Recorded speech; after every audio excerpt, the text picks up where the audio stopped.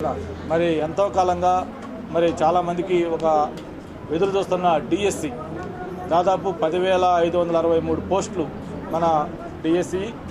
దాంట్లో మన డిపార్ట్మెంట్తో అయితే ట్రైబల్ వెల్ఫేర్ ఒక 1000 అండ్ యాడ్, అలాగే మున్సిపల్ అడ్మినిస్ట్రేషన్ నుంచి ఒక 1000, మొత్తం దాదాపు 12,000కు పైగా ఉద్యోగాలు రేపు సెప్టెంబర్ 5 నోటిఫికేషన్ ఇస్తూ ఉన్నాం. దీంట్లో ఎన్నో ఏళ్ల నుంచి కూడా ఈ నిరుద్యోగులు వెయిట్ చేస్తూ ఉన్నారు, ఎప్పుడెప్పుడు డిఎస్సి వస్తామని చెప్పని. మరి వాళ్ళందరూ కూడా ఇది ఒక మంచి అవకాశం. దాదాపు 12,000 మంది పైగా ఒక్కసారి రిక్రూట్మెంట్ అంటే అది చాలా యూస్ఫుల్గా ఉంటుందని చెప్పి మేము భావిస్తూ ఉన్నాం. ఇప్పుడే ఇక్కడికి కొంతమంది జూనియర్ కాలేజీ పిల్లలు, అలాగే వాళ్ళ హెడ్ మాస్టర్ వాళ్ళందరూ కూడా లెక్చర్ వచ్చి చెప్పారు. అక్కడ కాలేజ్ ఉంది, పిల్లలు ఉన్నారు, కాకపోతే అన్నింటికి కలిపి ఒకే ఒక లెక్చర్ ఉన్నారట. అక్కడ ఇంగ్లీష్ లెక్చర్ లేరు, మిగతా లెక్చర్స్ అని చెప్పారు.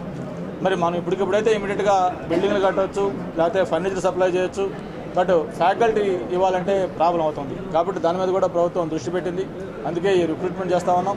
దాంతోపాటు ముందు స్కిల్ డెవలప్మెంట్ సంబంధించి ఒక ట్రైనింగ్ ఇన్స్టిట్యూట్ కూడా పెట్టాలని చెప్పని ఒకటి అనుకుంటున్నాం. రాత్రే నేను కొంతమంది వైజాగ్లో ఉన్న ఇంటలెక్చువల్స్తో మాట్లాడితే వాళ్ళందరూ కూడా ఒక సజెషన్ చెప్పారు. వైజాగ్లో either steel plant or Andhra university land తీసుకొని మనకి ఇక్కడ పోర్ట్ ట్రస్టు, స్టీల్ ప్లాంటు, అలాగే హెచ్పిసిఎల్ లాంటి ఎన్నో ఈ పబ్లిక్ సెక్టర్ కమిటీస్ ఉన్నాయి.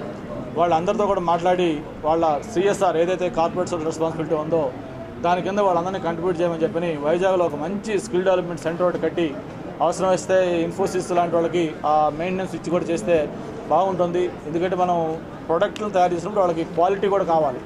కాబట్టి అటువంటి ఒక మంచి క్వాలిటీ ఫ్యాకల్టీ, ఎన్ని స్కిల్ డెవలప్మెంట్ కూడా వచ్చే విధంగా ఒక ఇన్స్టిట్యూట్ పెడితే బాగుంటుందని చెప్పారు.